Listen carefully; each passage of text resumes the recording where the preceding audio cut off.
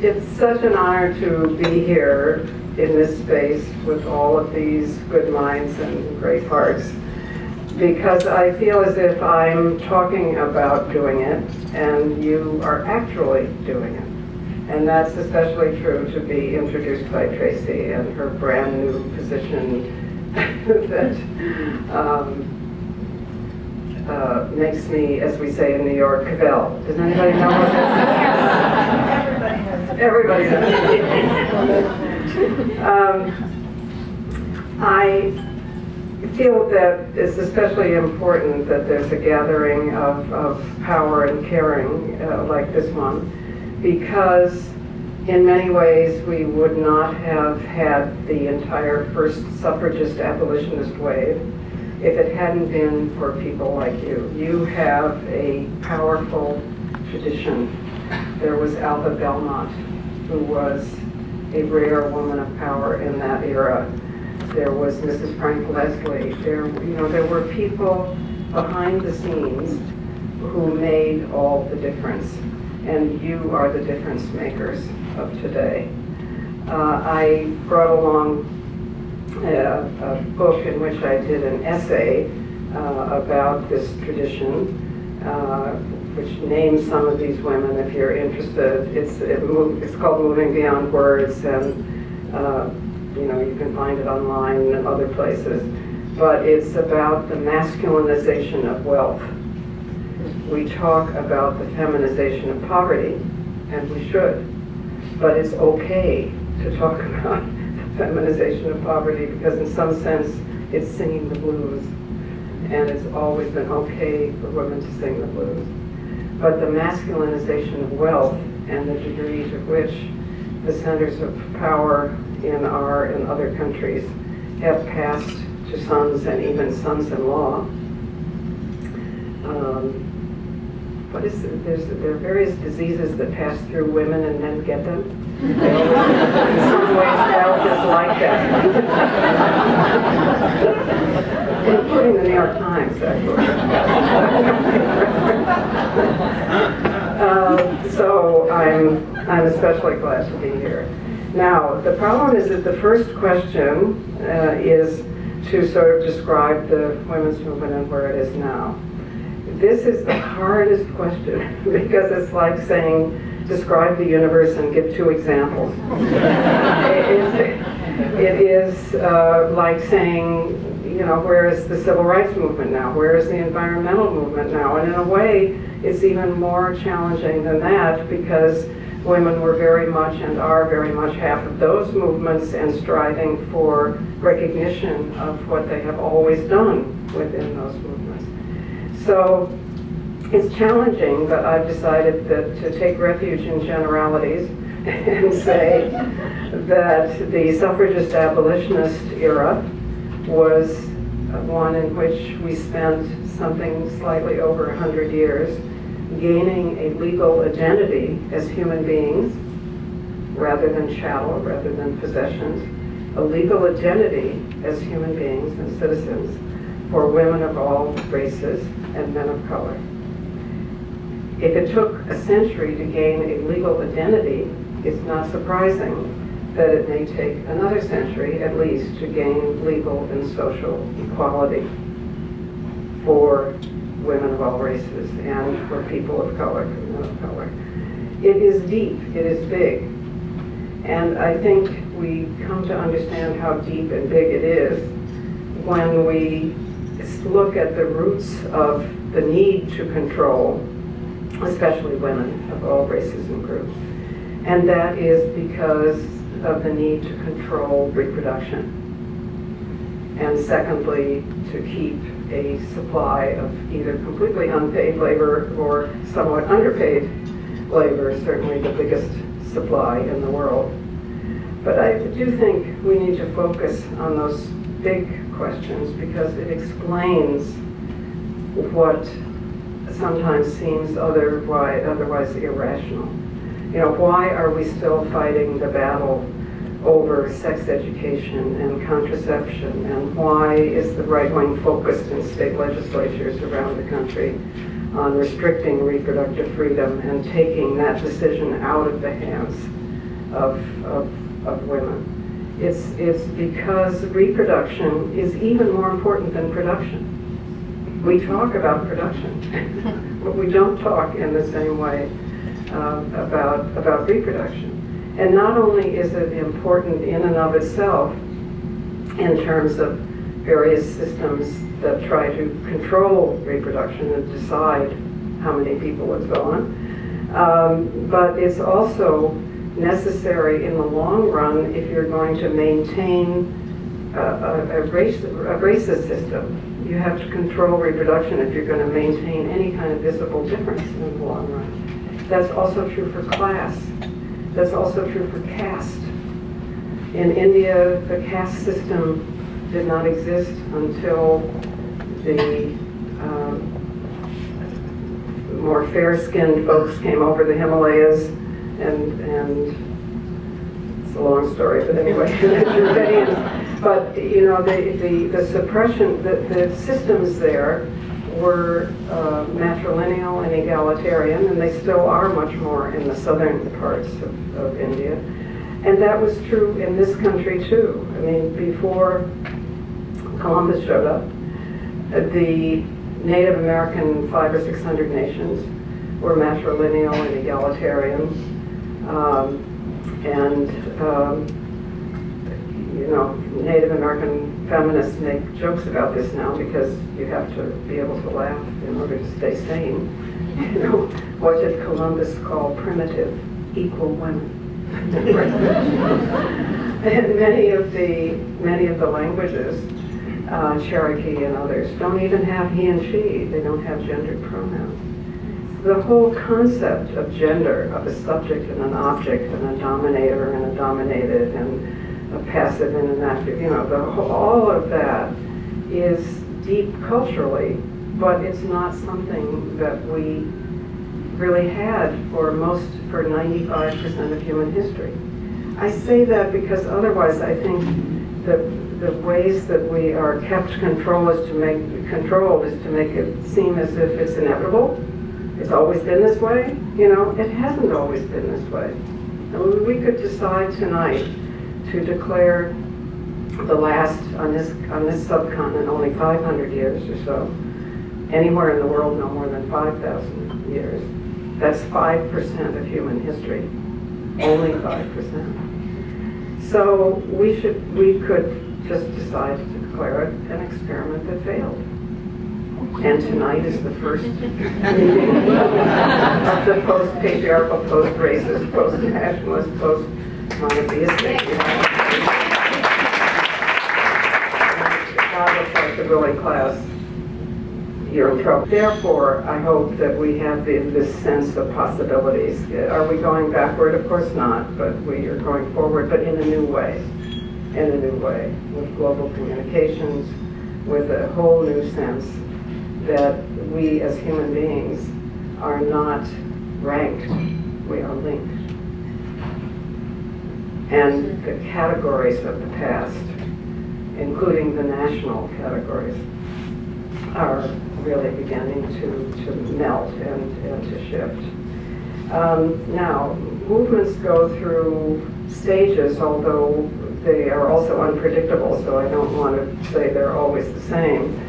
But I think we can see with most movements that the first stage is one of consciousness raising, the possibility of change. It doesn't have to be like this. We are not crazy, the system is crazy. It's those moments of people telling their stories to each other and discovering that we share many hopes and dreams, and it doesn't have to be this. We're communal creatures. I don't think we can do it by ourselves. If we come to feel isolated and alone and crazy in some ways, if we think only we are experiencing this. So most movements, whether it's the civil rights movement and people testifying in the churches of the South, or it's the women's movement and the old consciousness raising groups and rap groups, and now they're book clubs, and you know,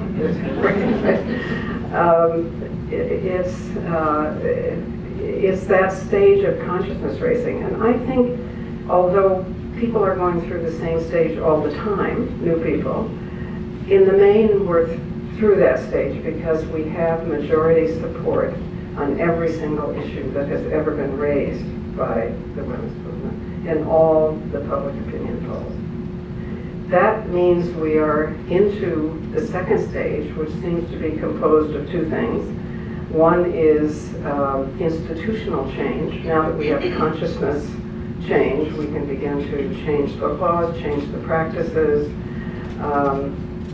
Domestic violence used to be something that had no name, was just called life. And in fact, the law favored privacy over doing anything about it because it said very literally that the privacy of the household was more important than the law reaching into the household. All right, we've come a long distance from that. And we have laws and shelters and an understanding. But I think to the next stage, beyond institutional change, is absorption into the culture and making these new ideals practical choices for most people. And we are still not there. We're sort of midway, I would say, into our century, don't you think? Something like that. Because we have two things. We have a backlash, and the backlash really began when the Equal Rights Amendment was defeated the first time. We fought for the Equal Rights Amendment feeling that it was just so obvious who would be against it, you know? And so we were a bit blindsided by the degree to which the ultra-right wing used arguments, most of which now are gone, you know, against marriage equality, for instance, or that it was related somehow to abortion, which of course it wasn't, or that it would integrate bathrooms. And I mean, they basically had two arguments. Either it would destroy Western civilization as we knew it, or we didn't need it because we already have. I mean, you know, it's two contradictory arguments, but those were present. And even though we always had a majority support in the public opinion polls, always, what we didn't account for and what we need to talk about tonight. Unfortunately, we have Jessica Newworth, who's the standing, and she's the person I call and say, is this, you know, would this change? Must we change this, right? Because it is, it wasn't clear to us, for instance, that actually there was a level of public campaigning against it with those issues I just mentioned. But the real nitty-gritty was that it would change the actuarial tables in insurance companies around the country who were very much in control of state legislatures because the state legislature regulates the insurance company, and the most frequent occupation of a state legislator was insurance agent. So where the states had not already, some states had regulated the insurance industry in that way, they didn't want to. They had to unrace segregate their actuarial tables, and it would be expensive, very expensive to. I mean, even now with Obamacare, you can see that it's still sometimes the case that a woman who doesn't smoke pays more money than a man who does smoke. I mean, you know, it's still present. And I think that we were naive about it because we just thought, oh, well, this is so obvious. You know, of course, sex discrimination must be raised to the level of race, religion, and national origin. It must become a suspect category in the same way that they are. Now, we also have some secret allies now. Justice Scalia is my favorite so far. Certainly the Constitution does not require discrimination on the basis of sex. The only issue is whether it prohibits it. It doesn't. Thank you, Justice Scalia. So we can go, we will go into it much more. But I think what we need to do now, and what we perhaps didn't do well enough before, is to explain the physical, actual, tangible ways in which it would change people's lives to have the Equal Rights Amendment. For instance, we had the biggest class action sex discrimination suit in history against Walmart, as you'll remember.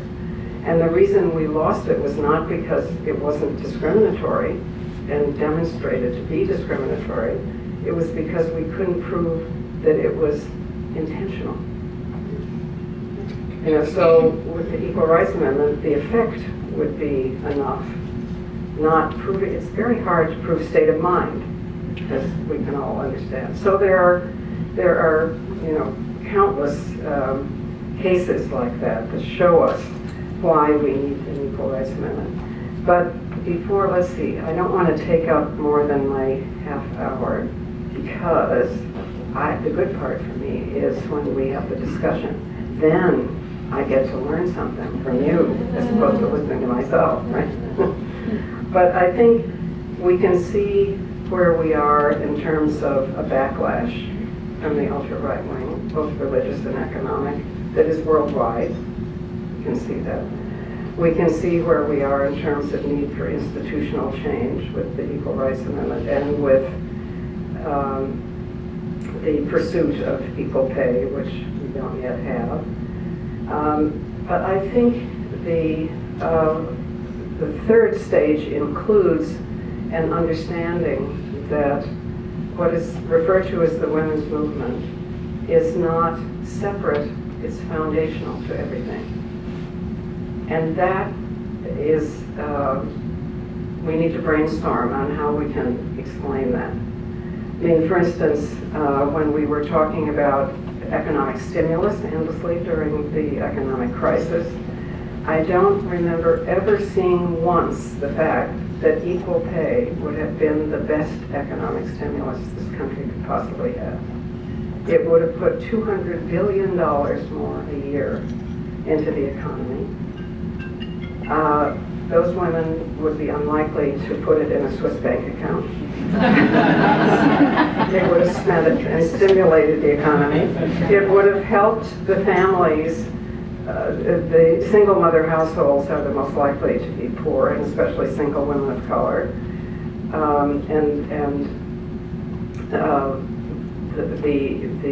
They would have, with equal pay to a white male for the same job, they would have gotten even the most money, and that would have saved us tax dollars in terms of supporting with social services those households.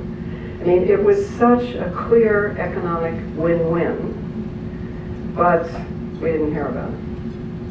So we need your help and your thinking in how to make clear that these issues are through composed. You know, it's not an isolated instance over here.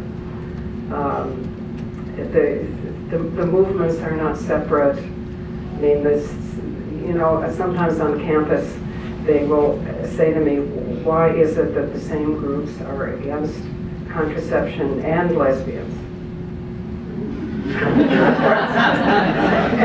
And I said, you know, but if you think about it, it's because they are telling us that all sexual expression is immoral and wrong unless it ends in conception. So our adversaries have always been the same, you know, and the movements have always been intermeshed. I think now also we have the worldwide scholarship and the global movement, which is making very clear that all the issues related to violence are rooted in the normalization of violence by violence against females. And that in turn is about, at its basis, about controlling reproduction. For instance, there's a book called Sex and World Peace by Valerie Hudson, which I commend to you. Wonderful, smart, readable book. And she demonstrates in every modern country that the single biggest determinant of whether a country is violent inside itself, in its streets and so on, or whether that country will use military violence against another country, is not poverty or access to natural resources or religion or even degree of democracy. It's violence against females. Because it normalizes roles, the idea of dominance, the creation of what I think of as superiority crimes, you know, all the crimes like domestic violence, like all the criminals who go into public places and shoot, you know, all the crimes which have no gain of money, nothing, they're just about control, are rooted in the idea that men did not invent, but they got born into this culture that told them they had to be in control in order to be masculine. And some men, a few men, got hooked on it like a drug. And you see that whether it's in Santa Barbara, where, you know, that young man went first to a sorority house and made very clear that he was killing women, or the Montreal Massacre, remember that, where the engineering student who was angry that women were admitted when he was not, and he just said, I'm killing feminists. Or in Nigeria with the kidnapped young girls. They did not kidnap famous people for whom, or respected leaders for whom they could get money, you know, to return. No, they kidnapped the one thing they don't have, wombs. And to control women and to control reproduction. So those superiority crimes, as I think of them, that have no motive other than superiority, are what normalizes the violence in general. And what we see in our households normalizes what's in the street. So we are just not going to have a truly democratic culture until we have democratic families. And that means men raising children as much as women, not only because then women don't have two jobs, that's part of it, but even more of it is that develops men's whole human nature too, and gets out of the prison of masculinity, so-called, and develops all those qualities of patience, attention to detail, compassion, empathy, that we all have. It's a libel on men to say, of course everyone has those qualities. But just as we as women get develop our so-called unfeminine qualities, you know, of daring or ability to deal with conflict or creativity outside the house, men tend to develop their full humanity as parents and in relationship. I mean, we're each unique, but we share humanity far more. I mean, the differences between two women are bigger for all purposes other than reproduction than the differences between men and women as groups. It's our uniqueness and our shared humanity that we have all to gain here. So I know that each of us has a different way of getting there. But I just want to say two things about activism in general, whatever, because we each, you know, have such different ways. But I would say what has helped me the most is to realize that I'm not going to worry about what I should do. I'm just going to do whatever I can do. And also to realize that if there is no laughter, I'm in the wrong place. That it turns out that laughter is the only free emotion. You can compel fear, obviously. You can also compel love. If someone is kept isolated and dependent, they bond with their captor in order to survive. But you can't compel laughter. It happens when two things come together and suddenly make a third, and You know, it's the aha. It happens when you learn something. It's so pleasurable. You suddenly understand something. It's like an orgasm of the mind. You know? And it's true that Einstein, who can't possibly have said everything he was supposed to have said, said that when he was shaving, he had to be really careful, because when he thought of something new, otherwise he laughed and he cut himself. So I think if you and I in this room do everything we can do, which is incidentally fun, I mean it's angering and all kinds of, but it's fun. Actually, money all by itself is not interesting. It isn't. It's what it does that's interesting, right? And if we judge where we are by the freedom to be our unique individual selves and our freedom to laugh, we'll get there.